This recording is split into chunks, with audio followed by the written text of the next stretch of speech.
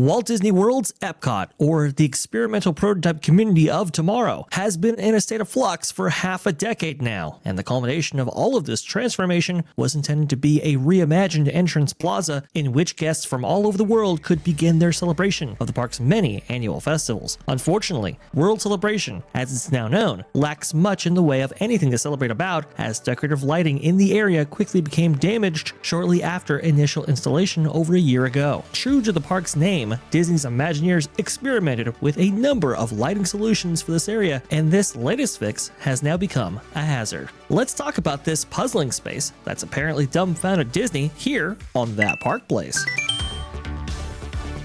Speaking of projects that Disney can't seem to get right, well, that takes us to our next story here. Well, the many colors of World Celebration Gardens After Dark at Epcot. Do you remember when this was a fresh area that Disney unveiled to the public, and all these lights, they worked? Do you remember that, guys? Just a scant, what is it, a year ago? They didn't work very long. Yeah, they didn't work very long. I mean, and Project Gamma was nothing like described. I mean, well, I guess this is like the 5th iteration of Project Gamma from what it originally was going to be. But this thing just kind of eventually conks out. I mean, it already is conking out now. So it's just, I mean, they just fixed it and it's conking out. And this is a big problem that Disney doesn't seem to be able to solve, because they don't really have Imagineers anymore. They've pushed everybody out that could train people with any kind of creative bone in their body, and they don't really have any creative bones in their body. They got rid of probably one of the most important centerpieces in this park, which was the fountain. And not having those kinetics, it robs the park of something that for guests to focus on. And again, every time you have multi-level presentations, you increase guest interest and you make the park feel more alive. What in this park, how many people are looking down in the first place? So what in this park is driving that kinetic interest, aside from maybe at night when there's the Spaceship Earth has those lights on it? Otherwise, right, there's nothing there. Absolutely. For those not familiar with this story, because some people are asking, what are we looking at right here? Well, this is the new World Celebration Gardens area that Disney spent, 5-6 years renovating and reimagining for a new era of Epcot. As Culture actually mentioned, Project Gamma, that was the original name for the initial iteration of this project, and obviously it had several versions that it got whittled down to, and well, this is what we're left without the Fountain of Nations.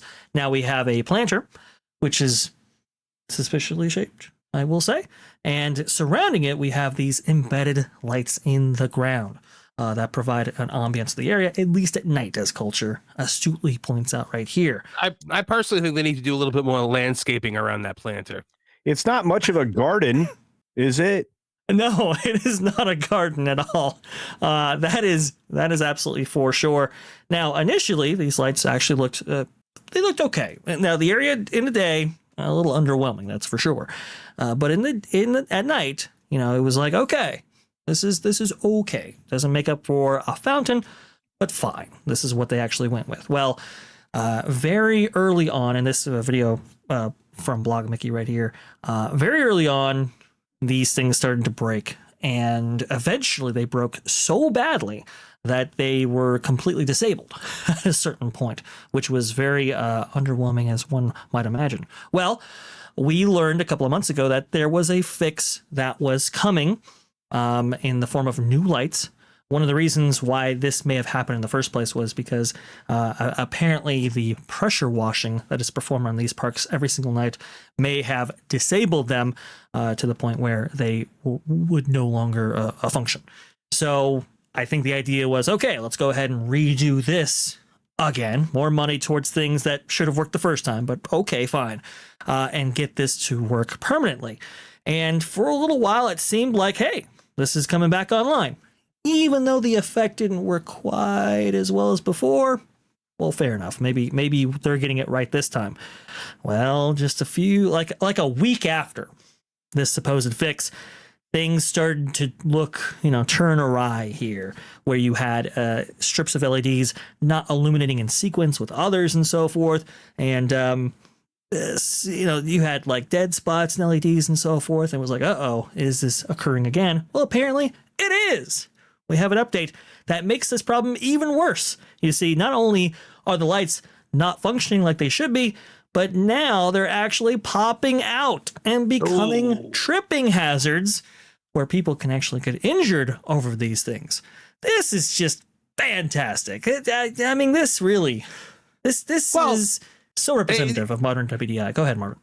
But not even just that. I mean, like, you've got a tripping hazard here, and then a little ways down the way, you've got another tripping hazard because a lot of the bricks in the new walkway that they made over there are starting to come up as well, or crack. So, I mean, this entire area is falling apart after a year. The Magic Kingdom has existed as it is for 52 years. How is it possible that this area is falling to pieces after 1 year of foot traffic? 1 year, 365 days, and this thing is falling apart. Who the heck works there anymore? It's absolutely stunning to me. I mean, I'm really at a loss for words for this specific project right here, because you would think they would get it right at least the second time, but no, it's actually worse than the first time, because now it's dangerous to everybody walking around this area. And again, they're not, this is not out of the ordinary for this team of Imagineers. You remember these tripping hazards in the form of these light posts that were a day one feature of this area. They had to build these plywood boxes around the base of these light posts because those bases were causing tripping in this distinct area. Now we're at it again, but this time in a whole nother area. So that's absolutely fantastic. It's a good thing this is not a park frequented by children who run around without looking. That's a good point. That's a fantastic point. I can't wait for the first scooter flat because of this. Oh, that's also a good point, because now you have scooters making their ways in great numbers at Walt Disney World. So much so, did you see the story? I believe Bio Reconstruct actually had it, where people had to be put on waiting lists for scooters who were visiting that day in the Magic Kingdom. Doesn't surprise because so many of them have been rented. One doesn't surprise me. They're also rented by people who don't need them a lot. Of course. I knew a person one time when I was far younger, who was literally like, oh, it's my birthday and I want to have lots of drinks and I don't want to stumble around, so I'm renting an ECV. And I said, so you gonna drink and drive? That's a fair point. I don't want to comment on anybody's ability status, but I would say that because these parks are as large as they are, and because you have I think an American consumer that is maybe perhaps declining in health, you do have a proliferation of these things, and it's tough. It's a tough conversation to have, to be sure.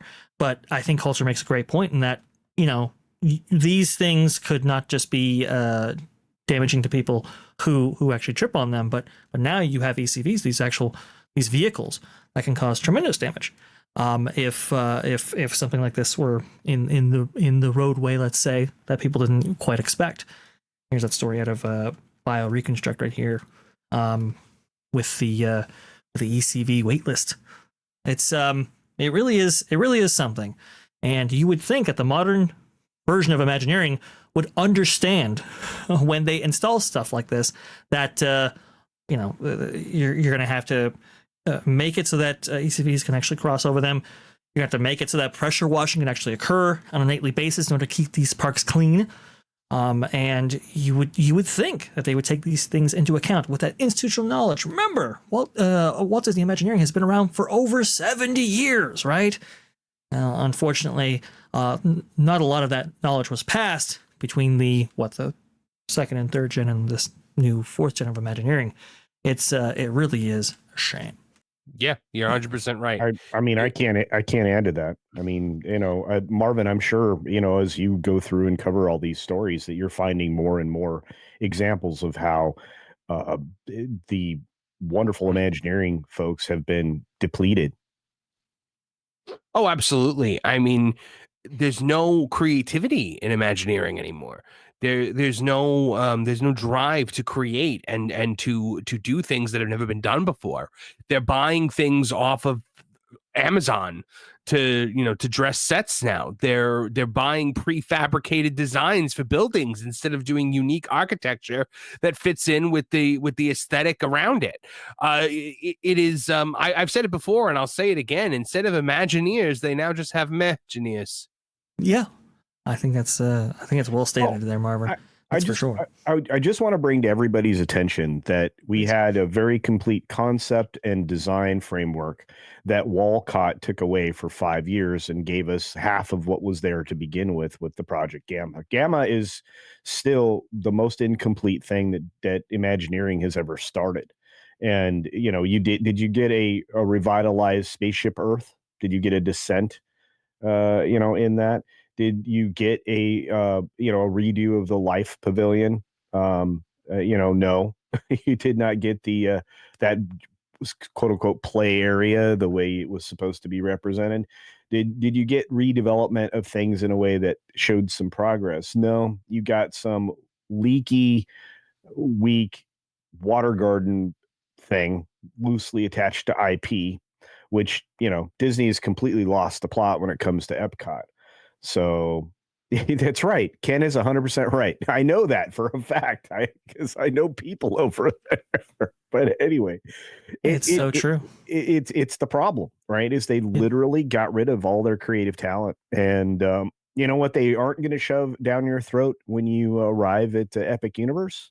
Politically driven garbage. They're going to have some very timeless IP entertainment tied to very specific theming, which they've all but abandoned in every single park at Disney World.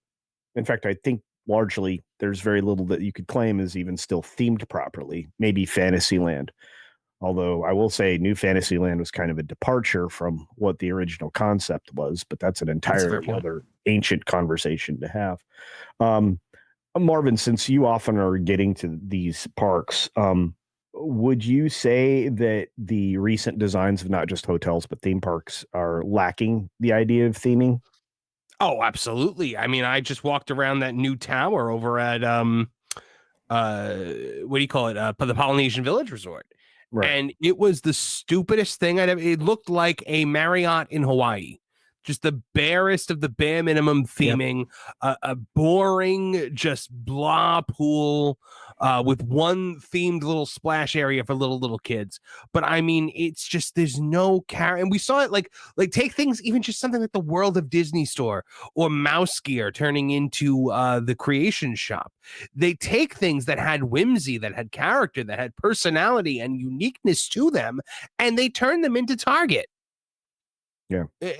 World of Disney in Disney Springs was one of the coolest stores I had ever been in. Mouse Gear was the premier Disney merchandise store in the world, and they turned them into blah nonsense.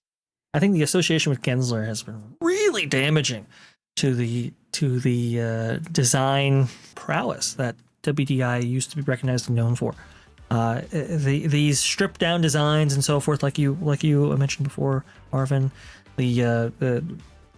Whether it comes to Disney stores or certain even attractions at Walt Disney World property, definitely at Disneyland, it's been really, really damaging to I think this concept or idea that Disney, gave you more than just about any other place in the world. It's really, really sad to see. Thanks for watching That Park Plays News. For more information, consider checking out www.thatparkplace.com. And don't forget to subscribe, share, like, and send this out on your favorite social media accounts.